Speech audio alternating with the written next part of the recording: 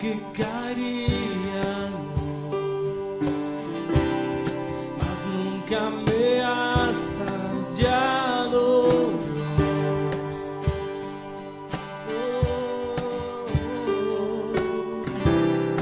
espera terminar, sé que has vencido ya, nunca me has fallado, Dios, confiamos, en ti confiaré, tu promesa sigue en pie, eres fiel, confiado andaré, en tus manos estaré, siempre así.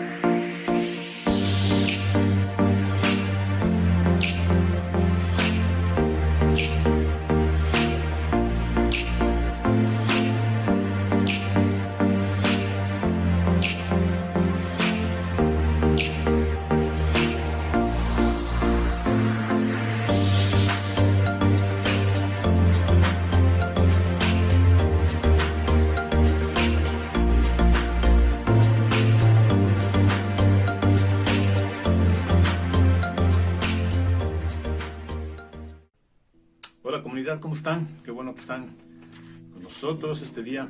El Señor tiene una palabra para nosotros. ¿Quieren ir a sus Biblias? Al Evangelio de Mateo, capítulo 8,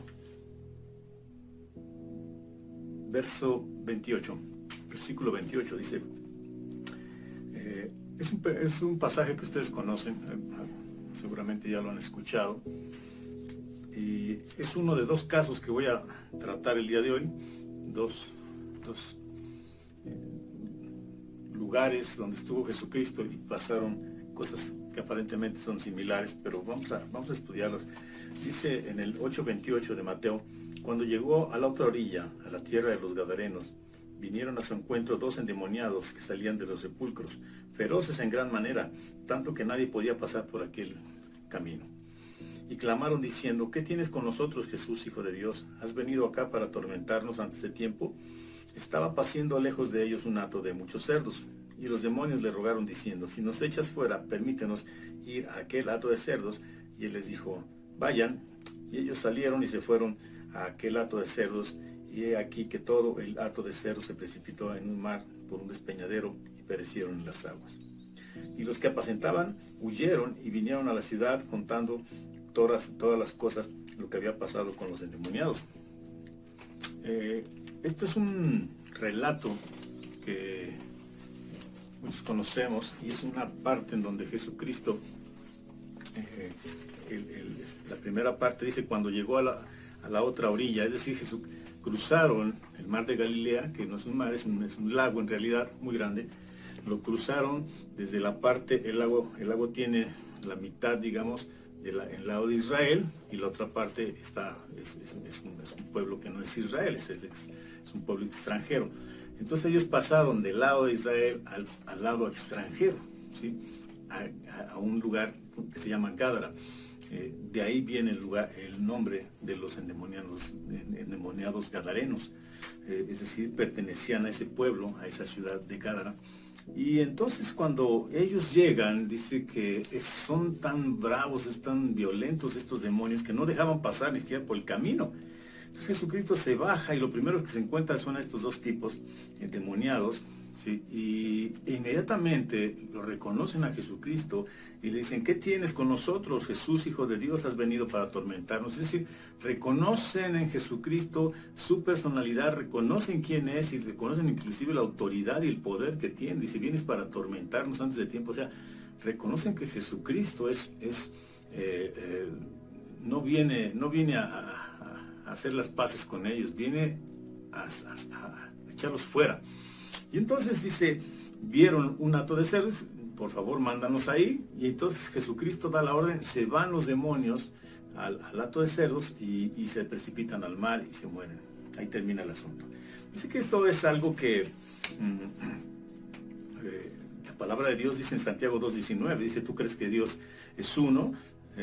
Pues los demonios creen y tiemblan. Es decir, el hecho de que se reconozca a Jesucristo, tú vas a escuchar de Jesucristo en muchos lugares, pero desgraciadamente no todos son seguidores, no todos son cristianos. Tú vas a ver inclusive que junto a Jesucristo hay otras imágenes, ¿sí? que se están adorando a la misma altura, ponen a Jesucristo como si fuera un santo más, un hombre más, un iluminado más, un maestro más. Y eso no es lo que la palabra de Dios pide de nosotros.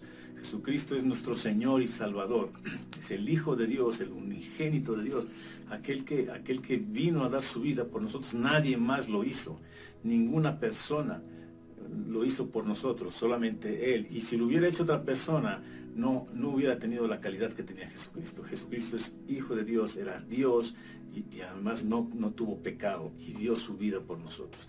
Nadie pudo haber reunido todas esas características, solamente Jesucristo. Entonces, Jesucristo dice, se presenta ahí con autoridad y son liberados. No dice qué pasa con los endemoniados. Generalmente en otros pasajes el endemoniado viene con Jesucristo y le dice: gracias, ¿sí? Por lo menos eso ni las gracias dieron. Desaparecen. Los que estaban paciendo el ganado, ¿sí? Los cerdos, eso sí dijeron que salieron huyendo a la ciudad, porque algo tremendo había pasado. Y entonces En el versículo, al final, en ese versículo, en el 8, al final de ese capítulo, dice que en el 8:34 dice, y toda la ciudad salió al encuentro de Jesús, y cuando le vieron, le rogaron que se fuera de sus contornos. O sea, encima de que hace una liberación, ustedes no van a encontrar muchas veces este asunto de que ni las gracias y con la pena, pero vete de aquí, ¿sí? Lo echan fuera. Dice, ¿sabes qué? Vete de aquí, no te necesitamos. Y entonces dice que en el siguiente capítulo, el siguiente versículo, el 9:1, dice, entonces entrando Jesús a la barca, pasó al otro lado y vino a su ciudad. Es la instrucción, ¿no?, que da Pablo muchas veces. Dice, entras a una ciudad y si no te reciben, ¿sí?, si no te reciben la palabra, dice que te des media vuelta, sacudas el polvo de tus pies y vámonos. Es decir, cuando hay un corazón duro, cuando no hay una recepción de la palabra, ¿sí?, cuando no le dan la gloria al Señor de todo lo que está pasando, simple y sencillamente Jesucristo se da media vuelta y se viene. ¿Por qué? Pues porque son extranjeros. Precisamente lo que les decía, el mar de Galilea tenía una ribera del lado de Israel, la otra ribera no era Israel. Entonces pasan, cruzan y vienen a Gádara. Gádara está fuera de ahí. Los gadarenos no tienen una instrucción, no tienen la instrucción que tenían muchas personas en Israel, no lo conocen, solamente los demonios lo conocen y son echados fuera. Pero todos los demás no, ni los que cuidaban los cerdos, ni los que fueron liberados, ni la ciudad completa. Vinieron y le dijeron, vete. En el segundo caso, está en Mateo 12, un poquito más adelante, Mateo 12:22, y entonces dice, vamos a presentar otro caso parecido. Dice, entonces fue traído a él un endemoniado ciego y mudo, y le sanó de tal manera que el ciego y mudo veía y hablaba. Y toda la gente estaba atónita y decía, ¿será aquel hijo de David? Mas los fariseos al oírlo decían, este no echa fuera a los demonios, sino por Belcebú, príncipe de los demonios. Hay otra reacción, ya hay otra reacción diferente. Es decir, no es la reacción de ignorancia, sino que ya a la gente común y corriente dice que se queda atónita. Es decir, abre los ojos, dice, ¿qué pasa? Y lo primero que se preguntan es, ¿no será aquel hijo de David el enviado? ¿No será el Cristo? ¿Sí? ¿Por qué? Porque esos son judíos que fueron recibieron doctrina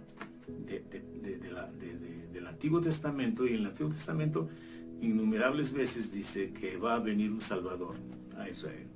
Entonces ellos dicen, no será, puede ser por las señales que está haciendo, ¿sí?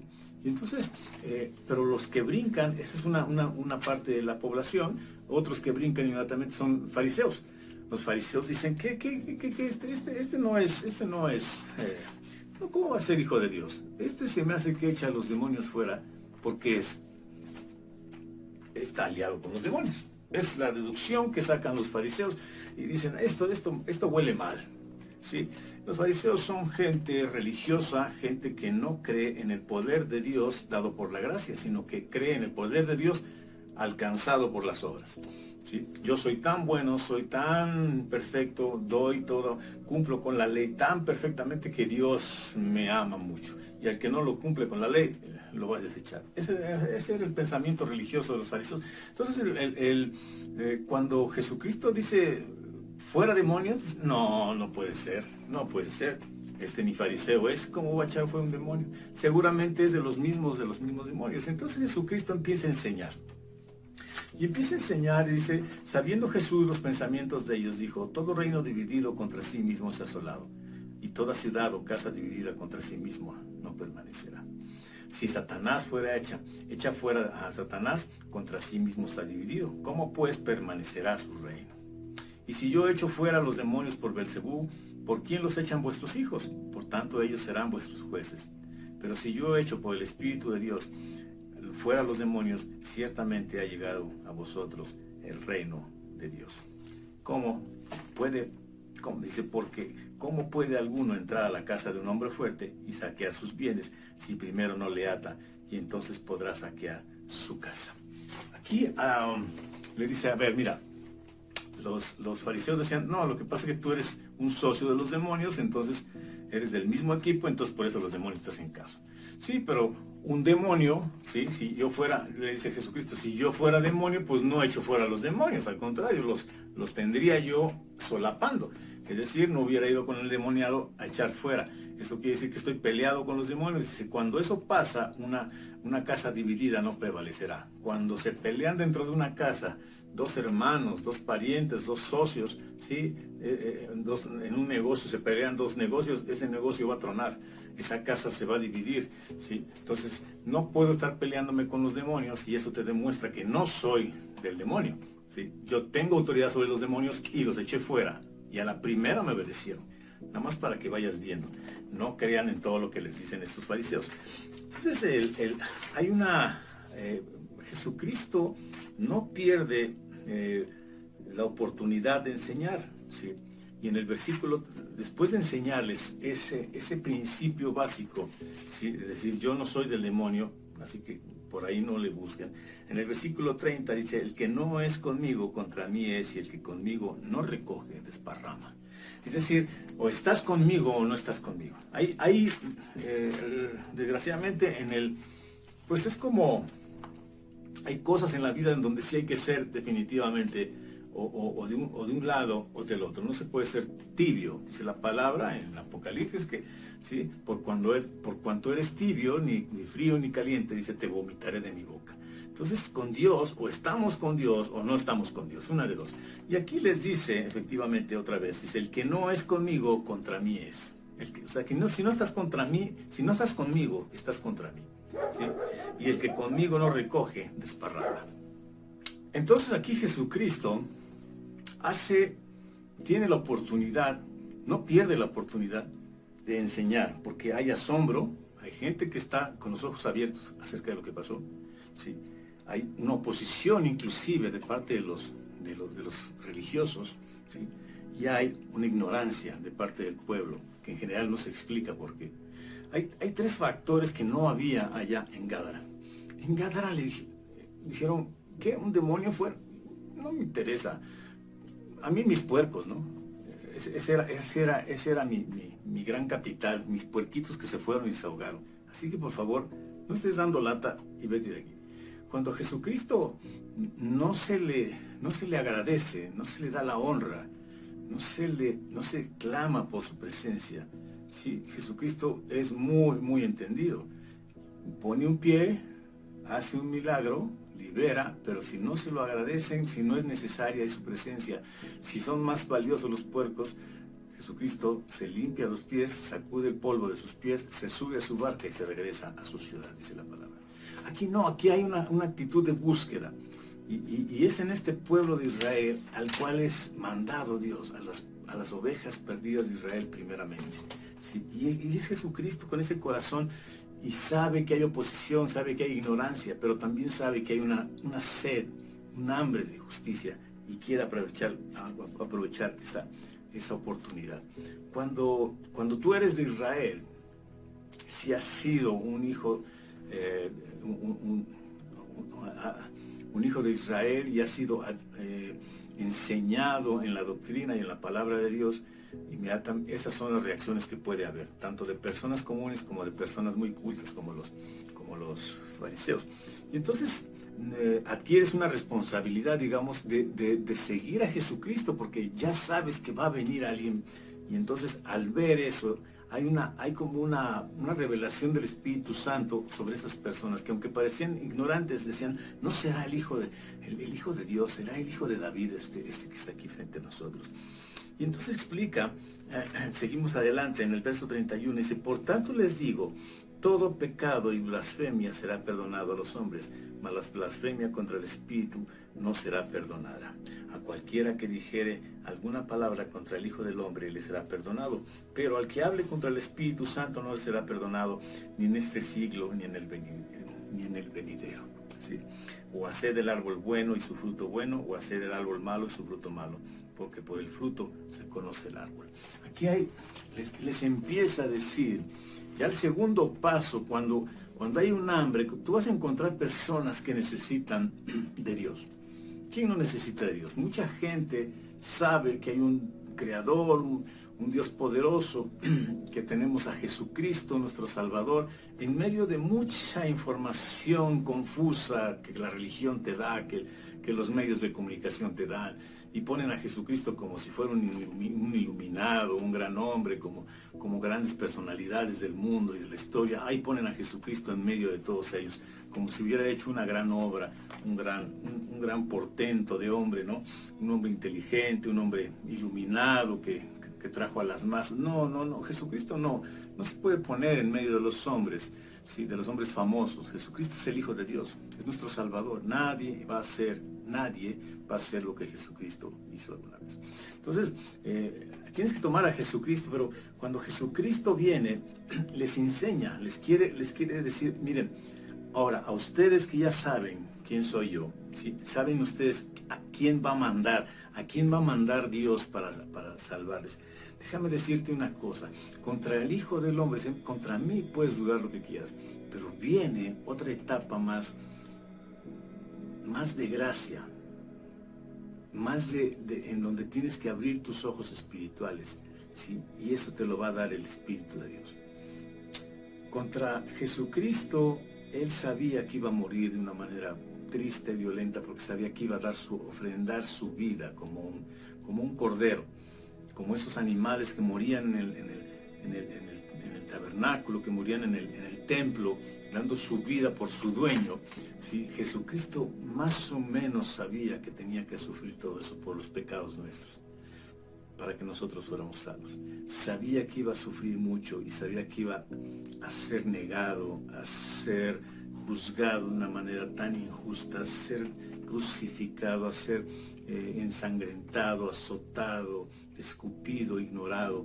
Bueno, iba a pasarle todo, y dijeron, contra Jesucristo, el Hijo de Dios, cualquier cosa te será perdonada, pero contra el Espíritu Santo no. ¿Por qué? Porque el Espíritu Santo ya viene a darnos el conocimiento de lo que es Dios. Es decir, si Jesucristo dice, es necesario que yo muera para que entonces venga el Espíritu Santo. Y entonces Jesucristo sabía perfectamente que su vida de sacrificio tenía que dar, pero el Espíritu Santo no se va a sacrificar. El Espíritu Santo viene, que es la parte culminante de Dios, que viene a llenarnos, y Él sí necesita ser tratado como la parte preciosa de Dios que nos da conocimiento y revelación. Ya no podemos nosotros hacerlo lo que le hicimos a Jesucristo. Ya no podemos burlarnos de Él, ya no podemos azotarle, ya no podemos usarlo como si quisiéramos, negarlo como lo negó Pedro, azotarlo como cualquiera de los romanos que lo llevaron a la cruz. Ya no podemos hacer eso con el Espíritu Santo, porque tenemos de parte del Espíritu Santo y de parte de Jesucristo, que dio su vida en la cruz, ese lugar de privilegio como hijos de Dios, que tenemos que entender que ya no somos iguales, ya somos transformados. Dios dio su vida, Jesucristo dio su vida para que nosotros fuéramos diferentes. Y entonces hay algo que se maneja aquí en el versículo 31, dice que la blasfemia contra el Espíritu Santo no habrá perdón. La blasfemia entonces es algo así como los gadarenos, algo así como le hicieron los gadarenos a Jesucristo. Si no me interesa, o sea, cuando la gente ve el milagro del Espíritu Santo en su vida, ¿sí? Y aún así su corazón es duro, yo creo que ese momento hay una blasfemia.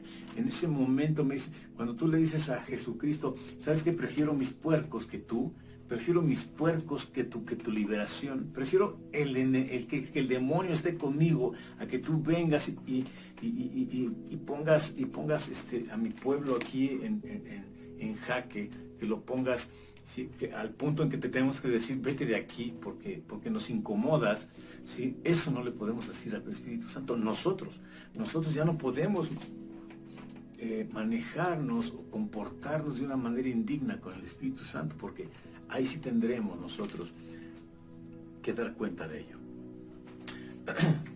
Inclusive dice que cualquiera, el que no es conmigo, contra mí es, y el que conmigo no recoge, desparrama. Entonces aquí la aplicación que estos dos relatos vienen a dar a nuestra vida es que nosotros estamos de este lado del Jordán. nosotros fuimos insertados en el pueblo de Israel. ¿Sí? Ya antes éramos de aquel lado, hoy estamos de este otro lado. Véanse la diferencia. ¿Sí? Hoy ya sabemos de Jesucristo, sabemos de su Espíritu, y nosotros, al ver que Jesucristo viene y baja de la barca, nosotros tenemos que acudir a Él. Totalmente. ¿Sí? En segunda de Timoteo 3:16 conocemos también ese versículo, pero dice que la palabra tiene varios objetivos, varios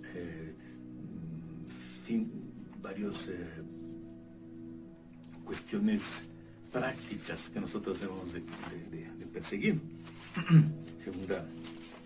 Segunda de Timoteo 3:16 dice que la palabra es útil, ¿sí?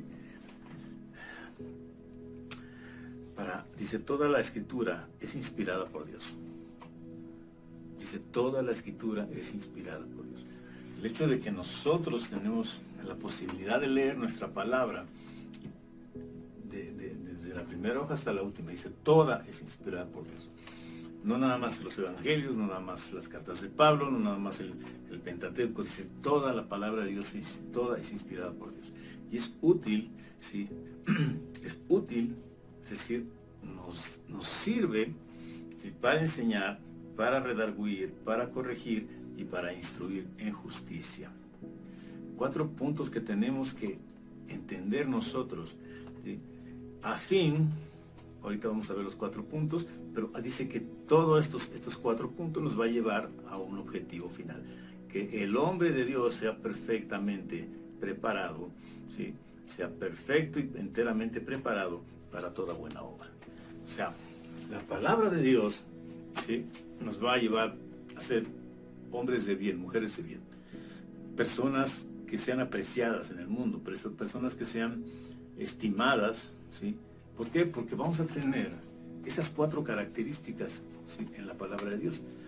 Esas 4 características que nos da la palabra de Dios y su Espíritu con esta palabra, ¿sí?, que nos enseña, nos redarguye, nos corrige y nos instruye en justicia. Es decir, la enseñanza es aquello que yo desconozco y que alguien viene y me muestra.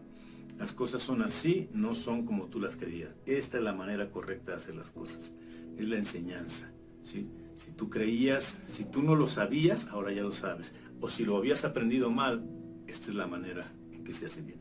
La enseñanza es algo que nos muestra cómo debemos de comportarnos, cómo debemos de hacer nuestra vida, cómo debemos ser como padres, como hijos, como amos, como esclavos, como empleados, como funcionarios públicos. En fin, en todo nuestro desempeño nos enseña la palabra de Dios a hacerlo. Eso es algo que se aprende aquí, ¿sí? Cómo debemos ser esposos, esposas, hijos, padres. Nos redarguye, es decir, la palabra va a ir un poquito más allá. El redarguir es como una llamada de atención, ¿sí? Antes de la corrección está el redarguir, ¿sí? No sé si acuerdas cuando tu mamá te veía y con una mirada te enderezabas, ¿sí? Estabas haciendo algo malo y nada más te echaba una mirada así, como diciendo, te estoy viendo. El Espíritu Santo también nos ve, pero no nos ve para juzgarnos, nos ve para redarguirnos, es decir, para que sientas que estás siendo cuidado, ¿sí? No siendo vigilado, porque el Espíritu Santo no es un policía, el Espíritu Santo es un ayudador, un consolador. Entonces, cuando tú haces algo, la primera vez que lo haces, por ejemplo, ¿sí?, cuando tú haces algo por primera vez, y muchas veces no tienes a tu adiestrador, al que te adiestró, al que te dijo cómo hacer. La primera vez que haces un pastel, ¿sí?, y empiezas a poner los ingredientes y de repente el pastel no salió igual. ¿Por qué? Porque no tuviste aquí a tu cuidador, a esa persona que te dice, no, es que en la manera de poner los ingredientes también hay una manera correcta. Entonces, ya cuando si hay una persona junto a ti que te dice, mira, ve poniendo las cosas así, haz esto así, esto es un truco que te voy a enseñar para que las cosas te salgan bien, y en ese momento el pastel sale muy bien. ¿Por qué? Porque tenemos a alguien que nos cuida, alguien que nos indica. Ese es el redarguir, es caminar todos los días y cuando de repente te desvías un poquito, el Espíritu Santo te endereza. No es una reprensión, no es un castigo, no es un enojo de Dios contra ti, es redarguir, quiere decir que te va dando la senda correcta en el momento en que te desvías. Dice, para corregir, ahí sí, cuando nosotros deliberadamente estamos fuera del camino y no hacemos caso, el Espíritu Santo dice, espérate, Jesucristo murió por ti, ven acá, no eches a perder todo lo que hicimos por ti, ¿sí? Ven acá, regresa al camino, no te pierdas, ven. Y entonces nos corrige, ahora sí, el corregir es regir en compañía de alguien, de la autoridad que es Jesucristo. Te corrige y te endereza. Y por último, para instruir en justicia. También nos sirve la palabra de Dios para instruir correctamente. Instruir en justicia quiere decir que nosotros podemos enseñar a otras personas, pero de la manera justa, de la manera sana, de la manera en que Dios quiere que entendamos su justicia. Nosotros vamos a tener también que dar fruto, ¿sí? Y entonces al nosotros enseñar a las personas que están alrededor nuestro, ¿sí? Tenemos que hacerlo de la manera justa, de la manera sana, de la manera en que Dios nos ha enseñado. Estamos también preparados, dice la segunda parte en el versículo 17, a fin de que el hombre de Dios sea perfecto y enteramente preparado para toda buena obra. Entonces, toda buena obra, nosotros vamos a ser instruidos en la palabra, con la autoridad, con el conocimiento, con la humildad y con los resultados que necesitamos alcanzar. No podemos, el hecho de que el Espíritu Santo llegue a nuestras vidas nos hace responsables también. Nos hace responsables, ya no podemos conducirnos como cualquier persona, como un gadareno que recibe el perdón de Dios, que recibe la sanidad, que recibe la liberación y no se vuelve a saber de ellos. Los endemoniados no vuelve a decir la palabra qué cosa pasó con los endemoniados. Si vivieron, si murieron, si fueron a sus ciudades, o qué pasó con ellos. Pero el hecho de que nosotros ya no somos, tenemos esa naturaleza, sino que somos hijos de Dios, nos da la responsabilidad, ¿sí? Nos da la obligación de responder de una manera diferente. Es decir, vamos a tener ya una autoridad, vamos a conducirnos con humildad, vamos a hacer todo lo que hizo Jesucristo, ¿sí? Y que nosotros ya tenemos el ejemplo de Él para ponerlo por obra en nuestras vidas. Ponía estos dos casos porque hay veces que nos sentimos ciertamente a veces un poco inútiles, pero aunque sea dentro de la familia, aunque sea dentro de la casa, nosotros ya tenemos esa habilidad del Espíritu Santo para poder ser diferentes. Ya no vamos a conducirnos, ¿sí? Y ya no vamos a recibir de parte de Dios cualquier beneficio y cualquier milagro y simplemente seguir iguales. Ahora nosotros somos como la segunda parte. No importa si tú eres un fariseo, porque inclusive Jesucristo se tomó el tiempo para enseñarle a los fariseos, pero ¿sabes qué?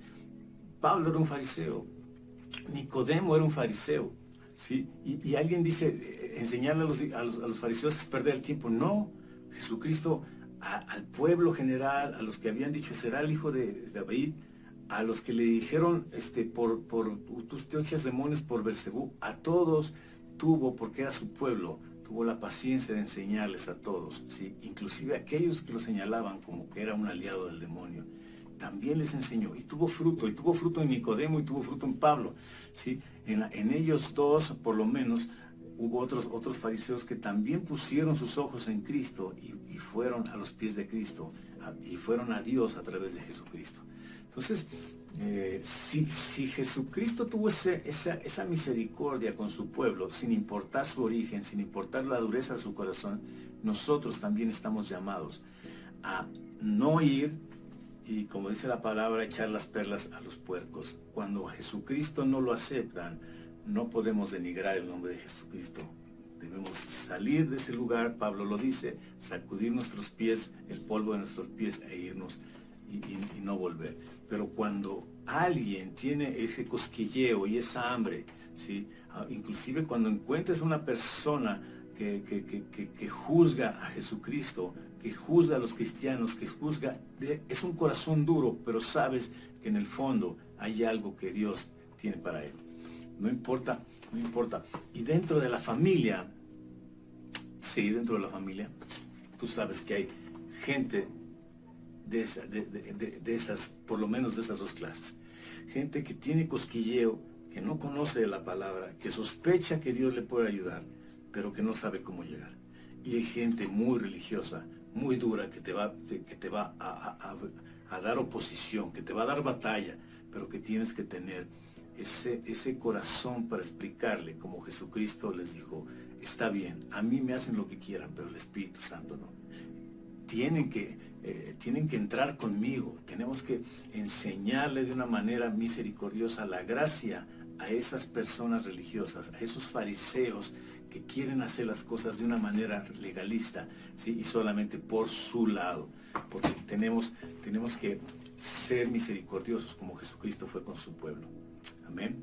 Vamos a orar. Cierra tus ojos. Padre, en el nombre de Jesús, yo te pido, mi Dios, que en estos tiempos de confinamiento, en donde la familia hay veces que nos provoca conflictos de cualquier tipo, puede ser económicos, puede ser familiares, puede ser de relaciones, pueden ser de espacio, pueden ser de generaciones, los jóvenes contra los viejos, los niños, y a veces caemos en caos. Padre, en el nombre de Jesús, Espíritu Santo, tú nos has dado la palabra, dice que es útil para enseñar, para redarguir, para instruir en justicia. Padre, el Espíritu Santo está dispuesto a llevarnos de la mano para mostrar a Jesucristo, al verdadero Jesucristo, a aquellas personas que demanden de conocerlo.